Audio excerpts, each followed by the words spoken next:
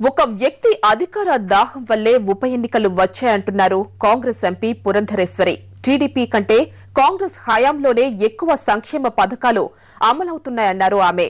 ఉప ఎన్నికల తర్వాత ప్రభుత్వం కూలిపోయే పరిస్థితి మాత్రం ఉండదంటున్నారు పురంధరేశ్వరితో మా ప్రతినిధి Murali face to face. Jagan కోటలో పురంధేశ్వరి పాగా వేశారు. గత 3 రోజుల నుంచి కూడా రాయలసీమలో పర్యటిస్తున్నారు. అభ్యర్థులను గెలిపించే బాధ్యతను కూడా భుజాన వేసుకున్నట్టు కనిపిస్తుంది. ప్రస్తుతం పురంధేశ్వరి గారు మనతో ఉన్నారు. పురంధేశ్వరి గారు చెప్పండి, వైఎస్ విజయమ్మ షర్మిల రోడ్డు మీద తిరుగుతున్నారు, తన కొడుకును అక్రమంగా అరెస్ట్ చేశారు అని. సో మీరు ఇక్కడ ప్రచారం చేస్తూ వస్తున్నారు, సోనియా గాంధీ ఎటువంటి నష్టం వైఎస్ కుటుంబానికి చేయలేదని. ఏం జరగబోతుంది రాష్ట్రంలో? అది మీరు చెప్పాలండి ఏమి జరగబోతుందో. మాకైతే గట్టి విశ్వాసం కాంగ్రెస్ పార్టీ అనూహ్యమైనటువంటి విజయాన్ని సాధిస్తుందని. ఎందుకంటే ప్రజలు చూస్తున్నారు, వారు అర్థం చేసుకుంటున్నారు, వారు విశ్లేషించుకోగలరు, విజ్ఞులు కాబట్టి జరిగేటువంటి పరిణామాలు వారు బేరీజ్ వేసుకోగలరు. కనుక వీటన్నిటినీ దృష్టిలో పెట్టుకుని ప్రజలకి నిజమైనటువంటి సంక్షేమాన్ని అందించేటువంటి పార్టీ ఏదో వారు గుర్తించి ఓటు వేస్తారు అనేటువంటి విశ్వాసం మాకుంది. మరి ఆ దిశగా ఆలోచించినట్లయితే నిజంగా ఇన్ని సంక్షేమ పథకాలని తీసుకుని వచ్చి ప్రజలకి సంక్షేమాన్ని అందించే దిశగా కృషి చేసినటువంటి ప్రభుత్వం ఏదైనా ఉన్నది అంటే కాంగ్రెస్ ప్రభుత్వం.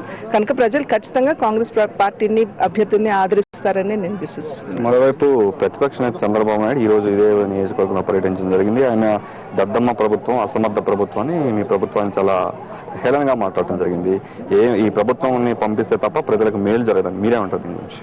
మరి వారు చెప్పాలి ఎందుకు వారు ఆ రకంగా మరి అభాండాలు వేస్తున్నారు, అభియోగాలు మోపుతున్నారు, వారు చెప్పాలి. ఎందుకంటే వారి హయాంలో జరిగినటువంటి అంటే ప్రవేశపెట్టినటువంటి సంక్షేమ పథకాలని, కాంగ్రెస్ ప్రభుత్వ హయాంలో ప్రవేశపెట్టినటువంటి సంక్షేమ పథకాన్ని ఒకసారి మనం వెనక్కి తిరిగి చూసుకుని బేరీజ్ వేసుకున్నట్లయితే ఖచ్చితంగా ప్రజలందరికీ అర్థమవుతుంది. కాంగ్రెస్ ప్రభుత్వ హయాంలోనే అత్యధికంగా సంక్షేమ పథకాలు ప్రవేశపెట్టడం మాత్రమే కాకుండా ప్రజలకి ఆ సంక్షేమ పథకాల యొక్క ఫలాలు అందినటువంటి సందర్భం కూడా అందరికీ కూడా అర్థమవుతుంది విశ్లేషించుకున్నట్లయితే.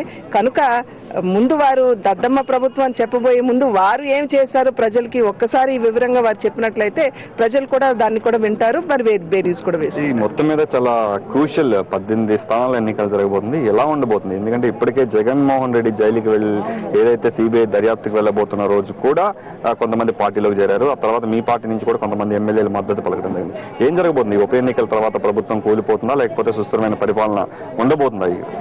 కూలిపోయేటువంటి పరిస్థితి అయితే ఖచ్చితంగా ఉండదండి. కేవలం 18 మందో 20 మందో వెళ్ళిపోయినంత మాత్రాన ప్రభుత్వం కూలిపోయేటువంటి ఒక డేంజర్ అయితే డెఫినెట్ గా ప్రభుత్వానికి లేదు. అండ్ ప్రజలు అయితే ఖచ్చితంగా బేరీజ్ వేసుకోగలరు ఇవాళ రోజున.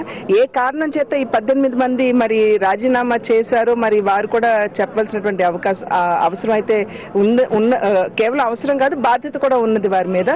కేవలం ఒక వ్యక్తి అధికార దాహాన్ని తీర్చడానికే వీరు 18 మంది కనుక నిజంగా రాజీనామా చేశారు అని చెప్పి ప్రజలు గుర్తించినట్లయితే మరి వారికి ఏ విధంగా బుద్ధి చెప్తారో మనందరికీ తెలుసు.